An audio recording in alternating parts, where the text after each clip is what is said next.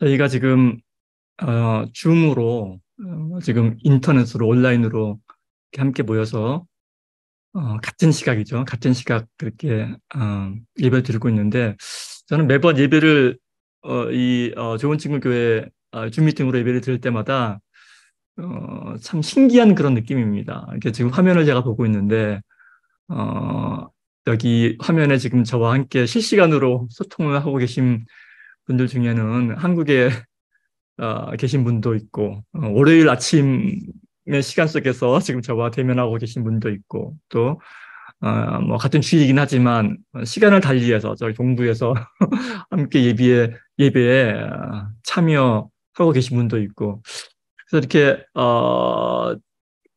전혀 이렇게 함께 할 수, 없는 사람들이, 그러니까 물리적으로나 시간적으로나, 함께 할 수 없는 사람들이 이렇게 매주마다 1년 넘게 모여서 함께 예배를 한다라는 게 참 신기하다는 생각이 듭니다. 어, 특별히 한국에서 예배 참석하시면 좀 감사드리고요. 월요일 아침일 텐데 한참 피곤하실 시간인데 너무너무 감사드리고, 제가 신학교에서 하나님에 대해서, 그러니까 하나님의 속성에 대해서 이렇게 배울 때 생각을 해보면은 이해 안 되었던 하나님의 속성 중에 하나가, 이게 하나님의 편재성, 이런 게 있습니다. 그죠? 그러니까 어디에나 동시에 계신 하나님이란 이제 얘기인데, 사실 말이 안 되죠. 하나님의 이제 편재성이라는 게 우리는 이해할 수가 없습니다. 어떻게 한 분 하나님이, 뭐 한국에도 계시고 미국에도 계시고 했었는데, 요즘 드는 생각은 야, 이 한낱 미물인 저희 인간들도 그러니까 비록 뭐 이 인터넷을 통해서나마 이렇게 한데 모아서 이렇게 예배를 하는데, 야, 하물며 하나님한테 야, 이게 얼마든지 뭐 가능할 수 있겠구나 이런 생각이 잠시 들었습니다. 예. 어, 제 시간에 제가 계속해서 이제 특별히 구약 성경을 한 권씩 차례대로 이렇게 훑어보고 있는데, 이제 모세오경, 제가 지금까지 이제 모세오경을 창세기서부터 한 권씩 쭉 훑어보고 있었는데, 오늘이 드디어 이 모세오경의 마지막 책인 이 신명기입니다. 신명기를 한번 훑어볼 터인데, 어, 그 성경책은 대체로 그 제목이 그 내용을 함축합니다. 예를 들면 이 창세기는 말 그대로 이 세상을 창조한 이야기이고, 이 출애굽기는 이 애굽을 탈출한 출애굽한 이야기죠. 그리고 레위기는 레위 족속, 이 제사를 담당했던 그 레위 족속에 관한, 그러니까 각종 제사법에 관한 이야기가 수록되어 있죠. 그리고 이제 민수기는 이 말 그대로 백성들의 수를 즉 백성들의 이 광야 생활을 다룬 이야기입니다. 그렇다면은 이 오늘 함께 살펴볼 이 신명기에는 어떤 내용이 들어있을까요? 아니, 그보다 먼저 우선 이 신명기라는 이 제목의 뜻은 무엇일까요? 어, 이 한자어니까 이 한자의 뜻을 살펴보면 우리가 알 수 있을 텐데, 이제 한자어로 신명기지 않습니까? 신명기. 명자는 명령, 즉, 이 말씀을, 뜻할 테고, 그렇다면 신자가 무슨 뜻일까요? 어, 우선 제가 알고 있는 이 한자어, 신은, 세 개 있습니다. 세 개. 먼저 최신할 때 쓰는 이 새로울 신자하고, 그리고 신령하다라든지 뭐 산신령할 때 쓰는 신령할 신자, 신신자, 그리고 이 나머지 한자가 제가 제일 좋아하는 글자인데, 이 신라면 할 때 신자, 매우 신자입니다. 이 세 개밖에 밖에 없는데, 이 세 개의 신자가 다 말이 됩니다. 그러니까 새로운 신자를 쓴다면은 새로운 명령, 즉 새로운 말씀이라는 뜻이 되죠. 말이 되죠. 그리고 이제 신령한 신자, 이 신신자를 쓴다면은 이 신의 명령, 즉 하나님의 말씀이라는 뜻이 됩니다. 그리고 이제 신남의 신자를 써도 말이 되는 게 이 매운 말씀, 매우 신자, 매운 말씀이라는 뜻이 되니까 따끔한 가르침, 뭐 이 정도의 뜻이 될 듯합니다. 그렇다면 이 셋 중에 신명기의 신자는 어느 신자를 쓸까요? 하나 골라보십시오. 고르셨나요? 네. 고르셨으면은 땡, 땡입니다. 이 셋 중에는 없어요. 네.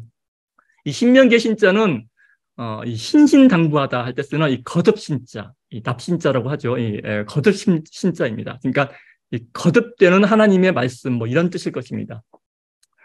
이 제목은 이 구약 성경의 헬라어 번역본인 70인역, 70인역의 신명기 제목인 듀트로노미라는 말을 번역한 말입니다.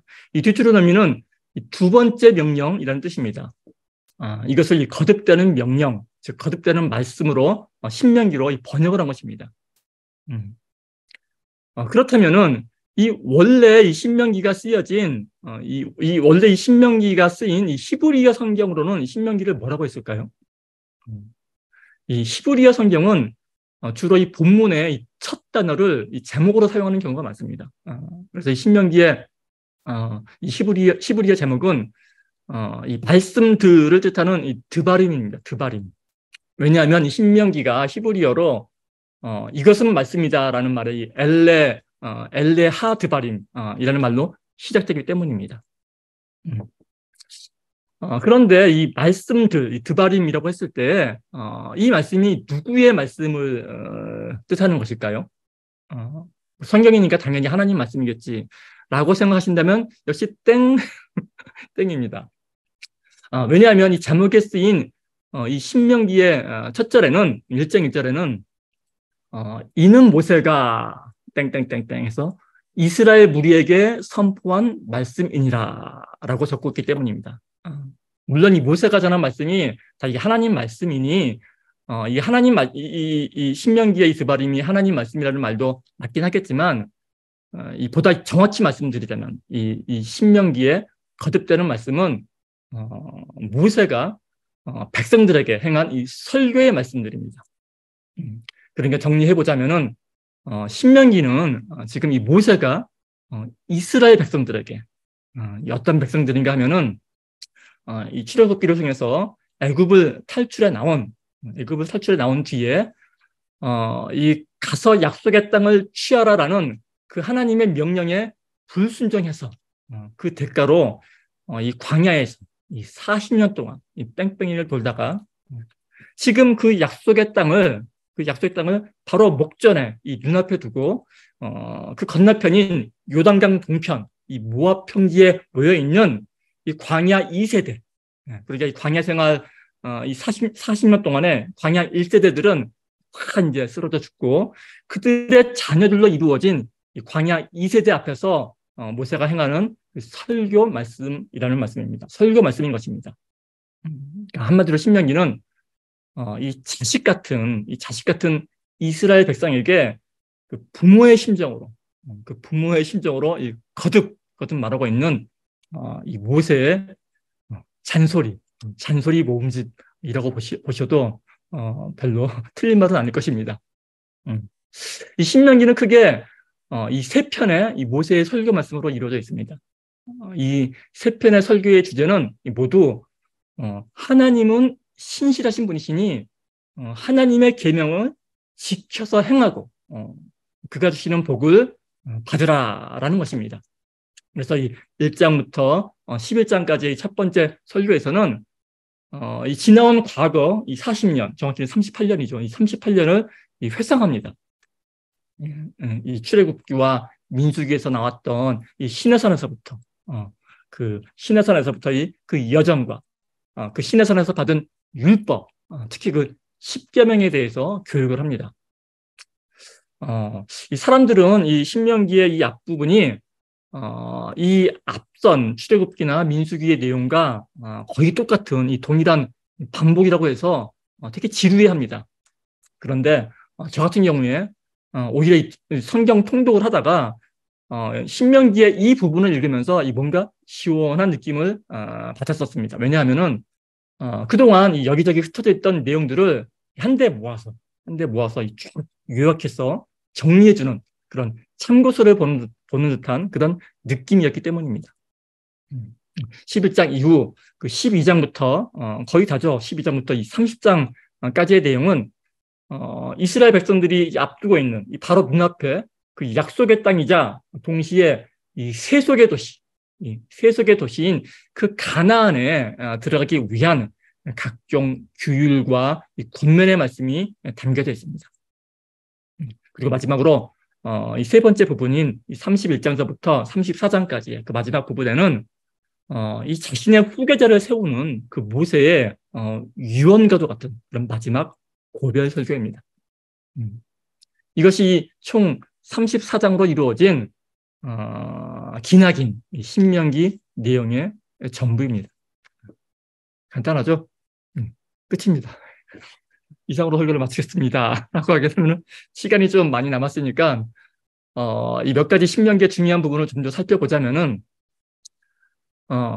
첫째로 신명기는 이 창세기서부터 시작된 모세오경의 결론입니다.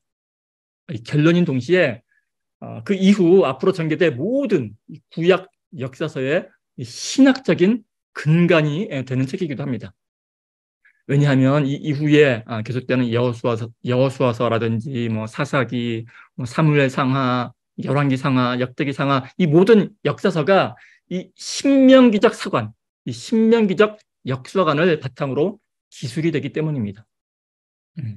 또한 이 신명기는 신약 구약을 통틀어서 가장 많이 인용된 책이기도 합니다. 신약을 보면은 예수님께서는 이 광야에서 이 사탄의 유혹을 이 세 번이나 모두 신명기 말씀을 인용하심으로써 물리치십니다.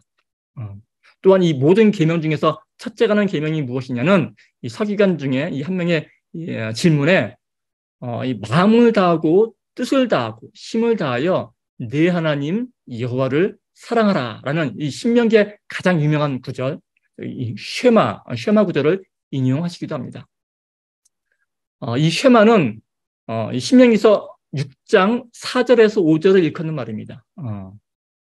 이 말씀을 쉐마라고 부르는 까닭은 이 말씀이 이스라엘아 들으라라는 이 히브리어로 쉐마 이스라엘이라는 말로 시작되기 때문에 붙여진 이름입니다.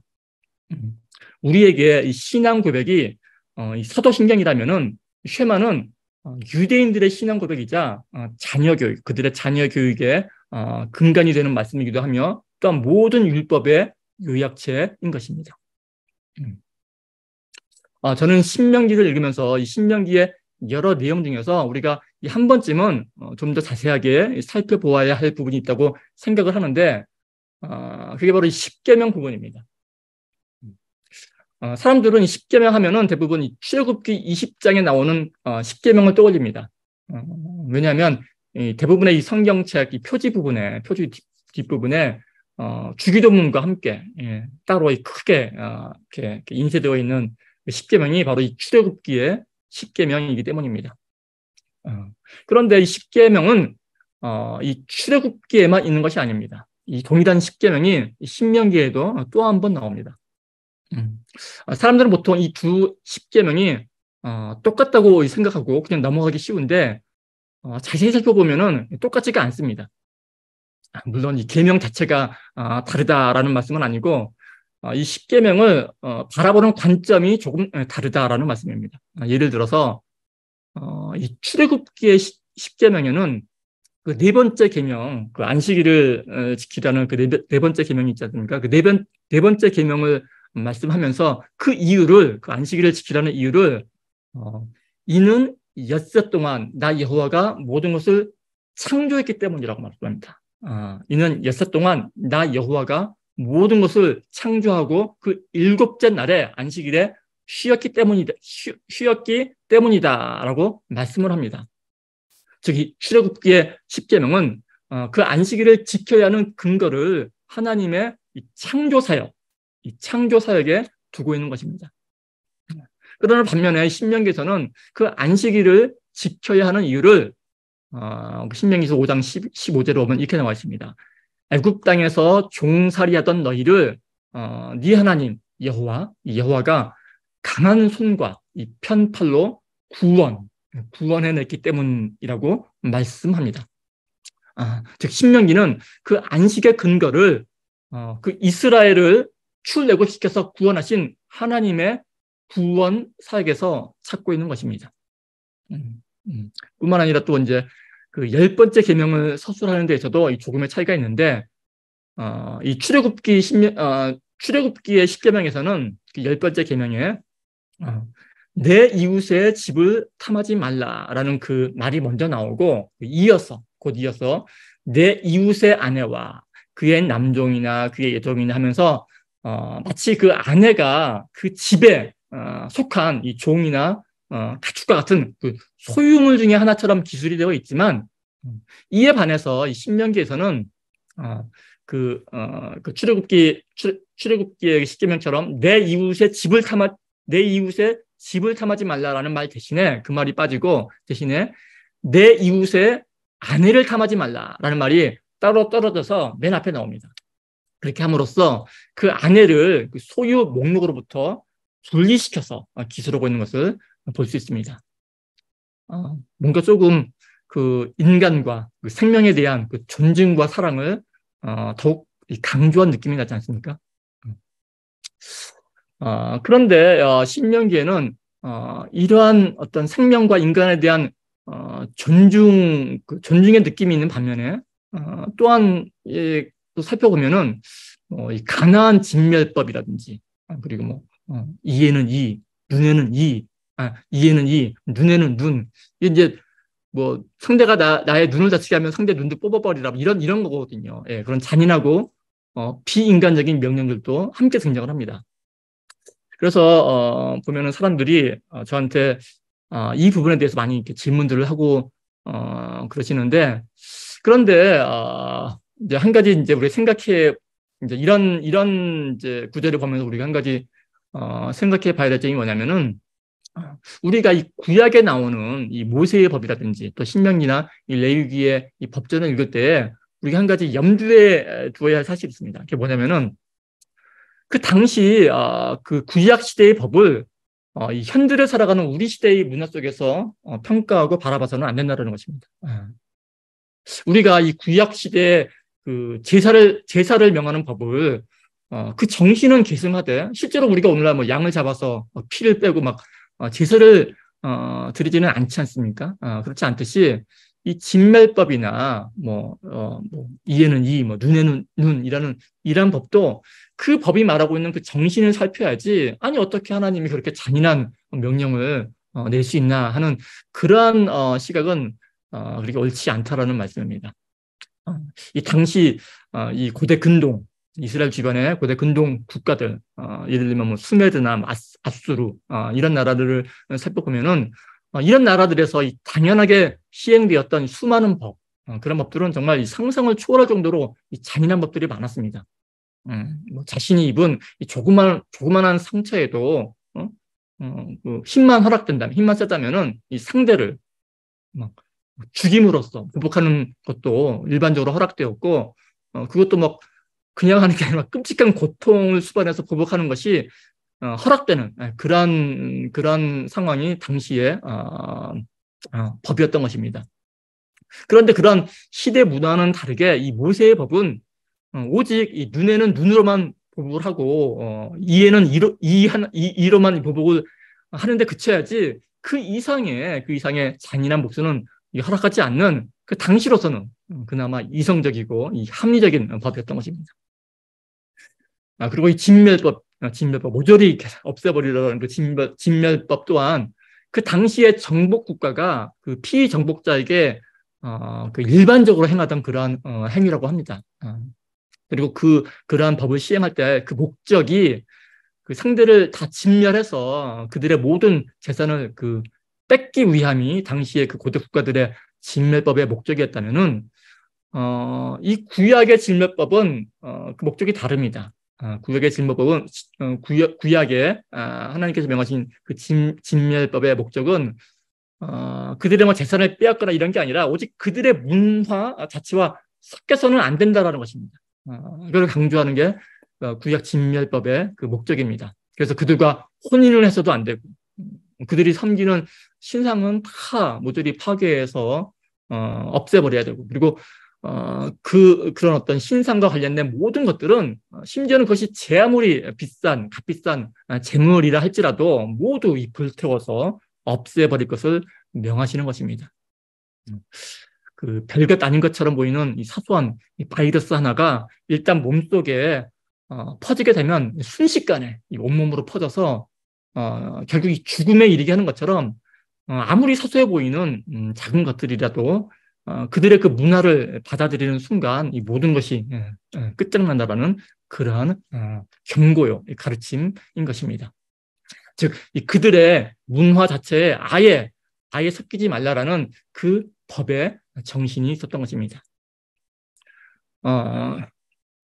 그런데 또 이렇게 말씀하면 또 오해가 있을 것 같은데, 오해하지 마시기 바랍니다. 이 말씀은 그러니까 나와는 다른 생각, 이 성경과 다른 생각, 그러니까 다른 신앙을 가진 사람들을 무조건 미워하거나 배척해도 된다라는 그런 말은 아닙니다.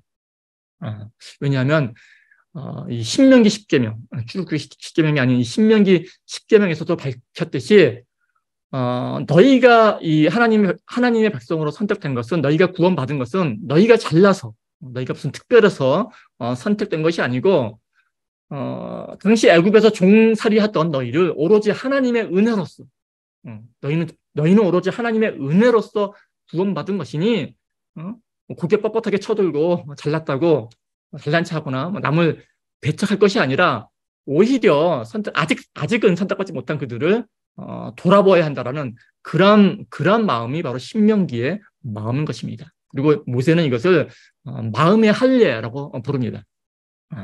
우리가 살펴보았던 신명기 핵심 구절이 쉐마라고 했죠. 이 쉐마 구절에서도 말씀하듯이 이 신명기의 주제는 하나님을 사랑하라입니다. 하나님을 사랑하되 마음과 뜻을 다하여, 그러니까 마음으로 사랑하라는 말씀입니다. 그 여기에 쓰인 이 마음을 뜻하는 히브리어는 그 레브라는 말입니다. 레브. 이 레브라는 말은 이게 그 심장을 뜻하는 말입니다. 심장, 장기로서의 심장이죠. 이 마음은 다소 추상적이고 관념적인 표현이지만 심장은 굉장히 구체적인 단어입니다. 온종일 이 온몸 구석구석까지 이 피를 보내면서 하루 종일이 뭡니까? 일생 동안 쉬지 않고 일을 해야 하는 기관이 바로 심장인 것입니다. 그 심장처럼 하나님을 사랑하라라는 표현인 것입니다.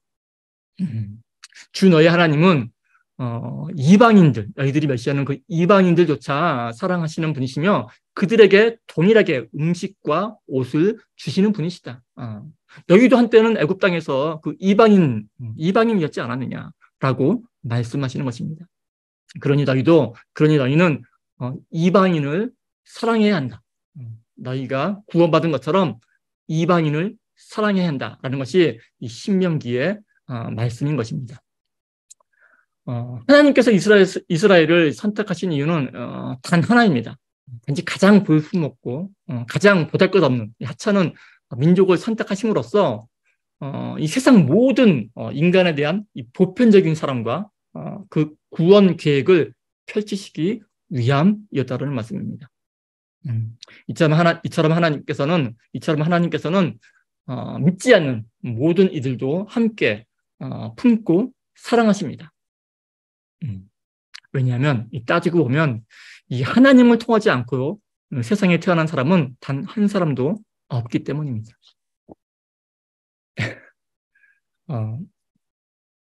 시간이 많이 지났는데 제가 마지막으로 한마디만 더 덧붙이자면은 이 신명기에서 많은 분량을 다루고 있는 이 신명기적 축복에 관한 말씀입니다. 이 신명기라는 축복과 저주에 대해서 많이 다루고 있는데 이 신명기에서 다루고 있는 축복에 관한 말씀입니다. 우리는 이 축복과 은혜를 혼동하면 안 됩니다. 이 축복과 은혜를 특히 교회되는 사람들이 이 축복과 은혜를 많이 혼동하는데 이 둘은 엄연히 다른 것. 이 성경의 축복과 이 은혜는 같지가 않습니다. 엄연히 다릅니다. 이 성경에서 말하는 은혜는 뭐 아시는 것처럼 무조건적인 은혜입니다. 이 성경에서 말하는 은혜는 무조건적인 은혜이지만 그러나 이 성경에서 말씀하고 있는 축복은 무조건적인 축복이 아닙니다. 성경에서 말하고 있는 축복은 이 조건부 축복입니다. 우리가 이 자녀로서 누리는 어떤 그런 혜택이 있습니다. 무조건적인 은혜죠. 무조건적인 혜택입니다. 뒹굴뒹굴 하루 종일 놀면서도 눈치 안 보고 이 밥을 달라고 할 수 있는 그런 그런 특혜가 있죠. 집에서 그 편하게 있으면서 집세 낼 걱정을 안 해도 되는 것은 분명 이 자녀가 무조건적으로 누리는 은혜일 것입니다. 그러나 그 자녀가 사람들로부터 칭찬을 듣고 많은 사람들에게 자랑거리가 되며 그런 축복을 받는 일은 무조건적으로 자동으로 이루어지지 않습니다. 오직 이 자녀 자신의 피땀 어린 노력과 열심이 있어야만 가능한 것입니다. 그런데 보면은 오늘날 특별히 이 교회 나가시는 많은 분들이 이 둘을 헷갈려 하시는 것 같습니다. 은혜의 하나님인데, 사랑의 하나님인데 왜 나를 축복해 주지 않느냐고 이 하나님께 투정 부리기가 있습니다. 우리의 기도의 대부분이 이런 투정 아닙니까? 제가 한 가지 말씀드리고 싶은 것은 투정을 부리더라도 이 아이에 대한 엄마의 사랑은 기본적으로 변하지는 않습니다. 그러나 명심해야 될 것은 그 사랑의 표현 방법은 달라지겠죠. 때로는 회초리도 강력한 사랑의 표현이라는 것입니다. 우리가 성경을 읽으면서 항상 잊지 말아야 할 부분인 것 같습니다. 함께 기도하겠습니다. 사랑의 하나님 아버지, 신명기를 통해서 우리가 하나님을 어떻게 사랑해야 하는지, 또한 이웃을 왜 사랑해야 하며, 또한 어떻게 사랑해야 하는지를 신명기 말씀을 통하여서 깨닫게 해주시니 감사합니다. 그 하나님을 사랑하는 마음으로 우리의 이웃들을 돌아볼 수 있도록 인도하여 주십소서. 감사를 드리며 이 모든 말씀 예수님의 이름으로 기도합니다. 아멘.